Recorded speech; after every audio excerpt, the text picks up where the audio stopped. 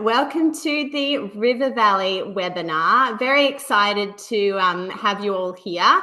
I'm Laura. I am not Kate. Kate couldn't join today, but I have been fortunate enough to do the River Valley ride way back when we road tested it. And I've got the beautiful Nicola and Janie. Say hi, guys. Hi. So they are your hosts of the River Valley ride and are very excited to meet you this season. So Janie and Nicola, can you just tell me a bit about yourselves and how you got into the horse trekking business? Okay, we are a mother and daughter team, and originally Janie set the horse trekking up in 1996. And then myself as a child, I was a crazy horse girl. I wanted to have my own horse, and when I eventually did, I used to ride 16 miles to my local pony club and home again, across the hills and far away. So when Janie became pregnant with her first child, she was like, I can't do the stables anymore. So, Mum, you're going to have to do it. And that was 18 years ago. So I jumped in there, and along the way, I've been on another kind of a journey with horsemanship and just wanting to have the horses in a space where they enjoy doing what they do. And we went right down the road of natural horsemanship, and we ride them in halters, so they're bitless and they run across the hills in their bare feet. So handing back to Janie. So just to give you, so totally family. I started riding when I was quite young, but our company also does whitewater rafting. So I had this whole thing that I was never going to be a river guide, and so I spent all my time on horses. So it was to try and get away from there to start with. But yeah, loved it. Took my first horse trek out by myself when I was 12. Um, which I just thought I was the bee's knees, as you can imagine. And then through high school, it was holidays, horse riding, and that sort of thing. Had a little spell when I finished school and actually went rafting for a while, but back to the horses. And then, as Mum said, when I started having children, just the logistics of things got a little bit tricky. So, yeah, I do a lot of stuff behind the scenes now and get out there when Mum needs a bit of a hand and just add some extra energy into things where I can, pretty much. That's perfect. That's perfect. We'll give you a little scoop of where we're hanging out. So you might be able to see the horses. Am I facing the right way? Yeah, we can see beautiful rolling hills and it looks very green. Have you had lots of rain over the winter? We've had, actually, the winter was pretty dry, but we've had a really wet spring and the horses are loving it. As you can imagine, there's no shortage of food out there. It looks very idyllic. I think the scenery is going to be incredibly special. So bring it on. Anyway, let's go straight into transfers, guys. So what time do guests need to be ready? How do they work? Just give us a really brief rundown on the transfers for the ride on day one. Okay, day one, people will be in Taupo. It's an 8 o'clock pickup between 8 and 8:30 in the morning. Usually my husband goes up and collects everyone, Awesome. or Janie's husband, Tom. So we got the boys on the job there. And it's a 2 to 2.5 hour drive back down to River Valley.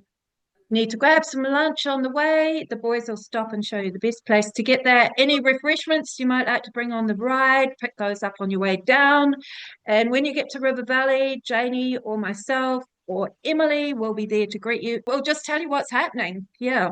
Perfect. And for those guests who like are local Kiwis and they might be self-driving, what time do you want them to aim to arrive at River Valley Lodge? Midday would be perfect. Yeah, but they can come earlier if they want, or they can arrange to stay the night before. Perfect. Excellent. Tell me a little bit about your horses and how you sort of do the horse allocation for guests. Like, what do you look at? Obviously, we send you everyone's booking forms. So just tell me a little bit about how you match guests to horses. Okay, those booking forms are great for us.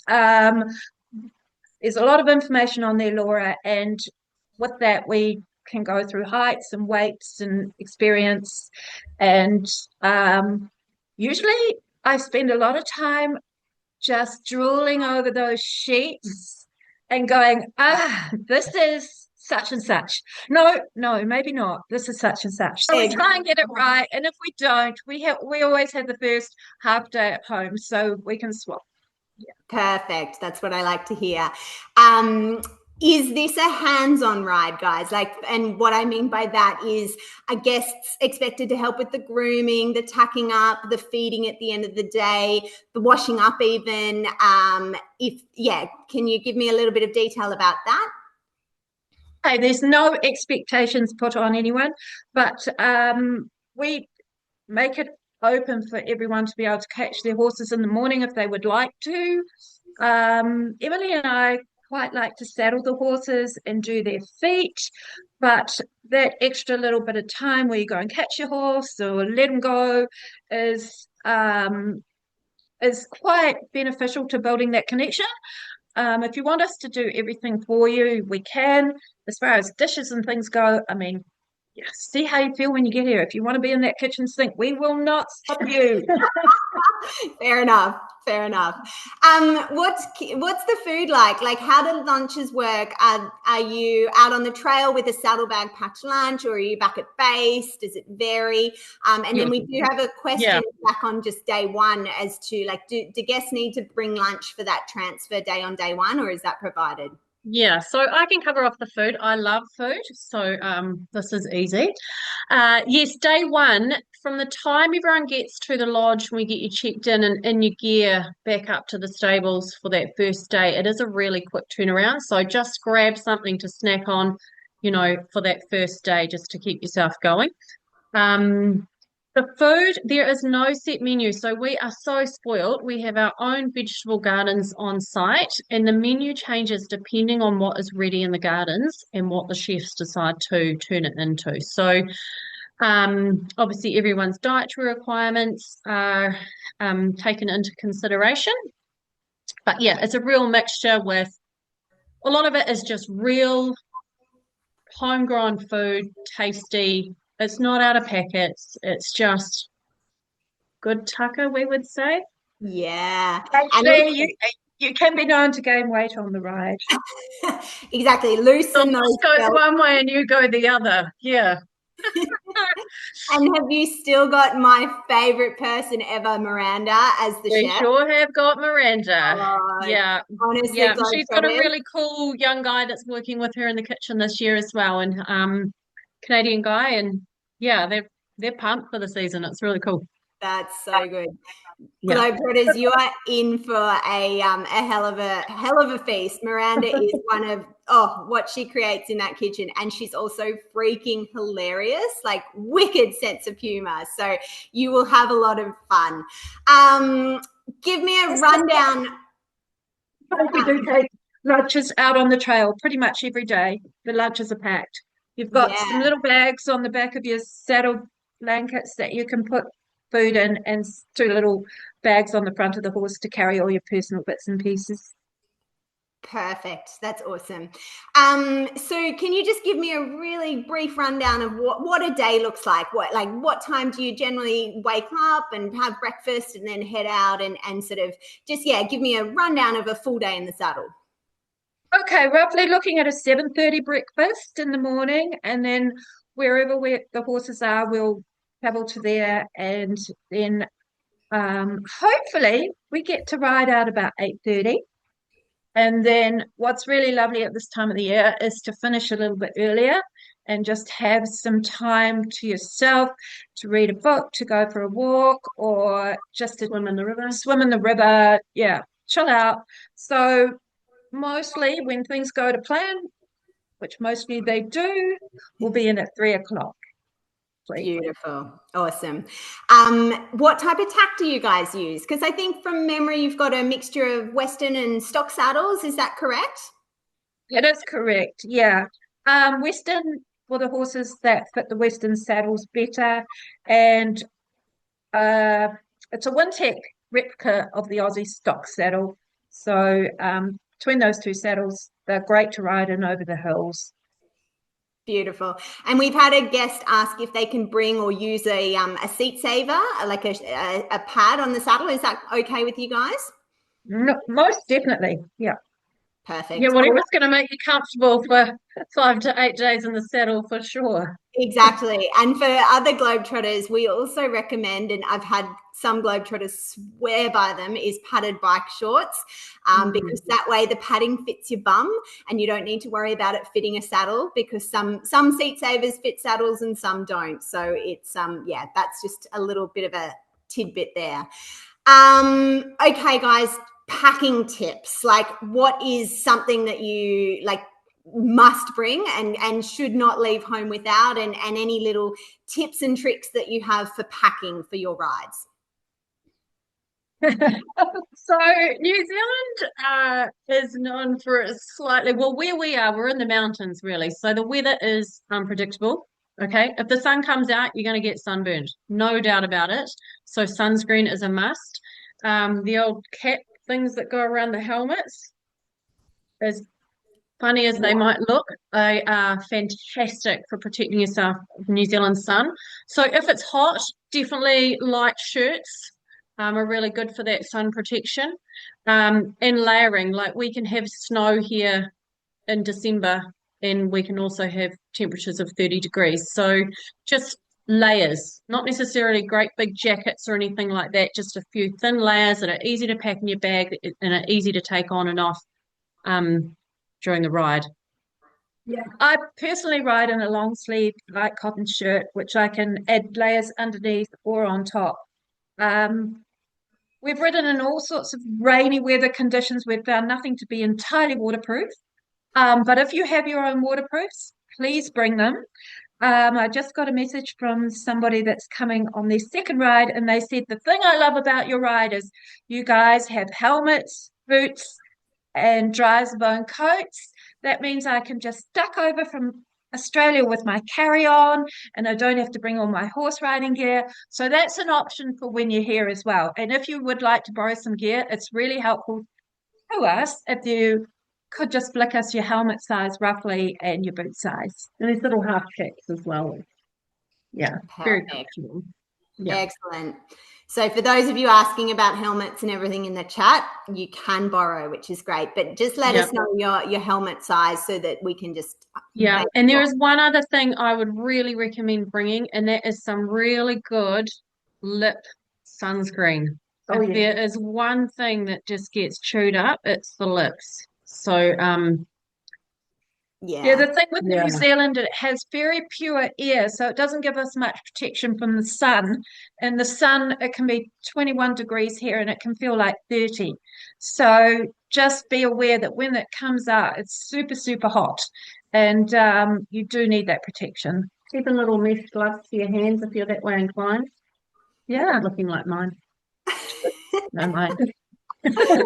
Perfect. No, that's all really good advice. I can concur. Like, having ridden in New Zealand, that sun is so strong, even stronger than this Australian sun. So definitely. Yeah. But other than that, bring your togs. Lots of places to go swimming in the river. A few places have a spa pool. Perfect. We've had a question about sandflies. I know they get them on the South Island, but do you guys get sandflies where you are? We do, but they're not the same breed as the South Island ones, luckily. Those things are on steroids down there. But we do. Yes, we have. And there's only really a couple of places which we'll encounter them. And one of those is down by the river at the lodge. We do have extra bug spray down at the lodge. But if you're inclined that they like you, I would definitely bring something like that along with you. Perfect. Yeah. For those Globetrotters who might be coming on this ride for a second time, which is very, very exciting. Very cool. Is there anything new or different they might look forward to this year as part of the itinerary, or are you keeping those surprises up your sleeve? Everything's a surprise, Laura. Of course it is. Every ride is different too. So there could be surprises that even we don't know about. It's actually very true. You've got to just have a sense of adventure and go with the flow. Absolutely. We should think more. The first 2 years we did this, there was not one ride that was the same as the other one. But that can just be weather conditions. trails, farms, that sort of thing, which makes it fun. Absolutely. Let's just talk quickly about the accommodation on the itineraries. Like, what can guests expect with the, obviously the lodge has charging facilities and everything, but when you're out on the trail and you've got those couple of nights when you are glamping, like, is there any charging facilities? Just give me a brief rundown on the accommodation side of things. Yeah, so it's pretty, as much as we're using the glamping tents, everything is pretty accessible. So even the 2 or 3 spots we used to stay where there was no cell phone coverage, they've put new towers in. So yeah, get used to putting your phone on flight mode so that you can immerse yourself in the area, because there is coverage just about, well, all the accommodation places now have coverage. Yep, there's charging facilities at every night stay. You will spend 1 night in the glamping tents, and talking about that New Zealand weather again, it can get chilly at night. We make them as warm as possible, but I'm a cold feet sleeper, so I like nice warm fluffy socks on my feet. So if you're inclined like that, bring some nice warm socks to wear to bed if you're in those tents at night. We have little hot water bottles and that sort of thing to help keep you warm. But yeah, just think about how you acclimatise yourself to those sorts of things. And then be prepared that 1 night you are hanging out with everyone else in the same room. So maybe get a good night's sleep the night before. Absolutely. I love that night. I think that's incredible. That is the cultural ride. Yeah. Yeah. Tell me a little bit more about the Māori culture that you incorporate into this itinerary, and the night that you have at the Maori Marae. It's unique because it's not commercialized. It is a community with its own marae that have invited us in there for an afternoon, an evening, and a morning. And it's just real. It's just who they are. So you get to experience some authentic Māori culture on day 3 of the 5-day, day 4, I think, of the 8-day. Yeah. Brilliant. I think that's a really special and, as you say, unique part of your itinerary too. And it really is about the culture, the Māori culture of hosting. And if you've managed to keep your weight under control by then, that's probably going to be a blowout that night and morning. But hey, you're on holiday. Go for it. Holiday. Yeah. Excellent. Are there any sort of final words or bits of advice that you can give these Globetrotters who are about to embark on their ride with you this season, before they saddle up and join you? Well, I've just got a teeny minor thing. Somebody said to me when they're on the 8-day, it would have been really handy if we'd had those cell packs in our suitcases, because you're sort of moving every day and unpacking and packing, and it's just easy if you've got everything sort of packed in your days. So because we give you a bag for the week, and in that you need to fit your linen. So the little cell bags are good because if we make your beds for you, but that means we go into your bags. We always get you to put your blankets and stuff on the top so they're easily accessible, but just keep in mind we will be opening and closing your bags. So pockets, that's right, those cell things. Mum got me to get some recently. I was like, oh, those are a bit, I don't know about that, and I use them and they're amazing. I swear by them. They're so good. Yeah. They are that is a very good tip for Globetrotters. We are talking about packing cubes, or packing cells, I think they're called. And honestly, I live, breathe them. I do not go anywhere without them. They're just perfect for like putting your underwear in one and your shirts in another, and just keeping everything in your bag really nice and tidy and accessible. And yeah, I think it's great. How big, Nicola, are the kit bags that you give to guests to pack into with their linen? Huge. They're quite big enough. Okay. No, I can't remember how many liters off the top of my head, but yeah, you will get everything in. And there's a feather, so they squeeze right down. Like if you really need to get a little bit more space out of there, but just keep in mind that some of us have to carry them. Of course, across the ground. I didn't know you made all the beds. That's great. I think that's very, very handy. Someone is asking about saddlebags, and yes, you do have saddlebags for daily things. Yes, we do. Yeah. And are they big enough to say fit your water bottle, your sunscreen, your packed lunch? Absolutely. Yeah. Perfect. Yeah, there's some good questions popping up there. Yeah, the suitcases go into a lockaway area at the lodge. So you'll have that chance that first night to sort through all your stuff, and anything you don't want to take with you on the ride can go into your suitcase and into the lockable cupboards. So that's how that works. And yeah, kind of easy for the 5 day because you're only away for one night, so that's nice and easy. And if we can, we'll leave your stuff in the room, but sometimes we will require that room, so we'll have to pack it up. And then on the 8 day, you do actually come back to the lodge in the middle of it, so you can have a little swap over of your stuff if you really want to before you head out for the last night away. So those that like some little refreshments on the ride, little alcoholic beverages maybe in the evening. There's a bar available at River Valley Lodge where you can buy that. The marae gives us a little tipple or two, but there are 3 places on the 8 day ride where you would want to make allowance to bring your own. Perfect. I think that's great.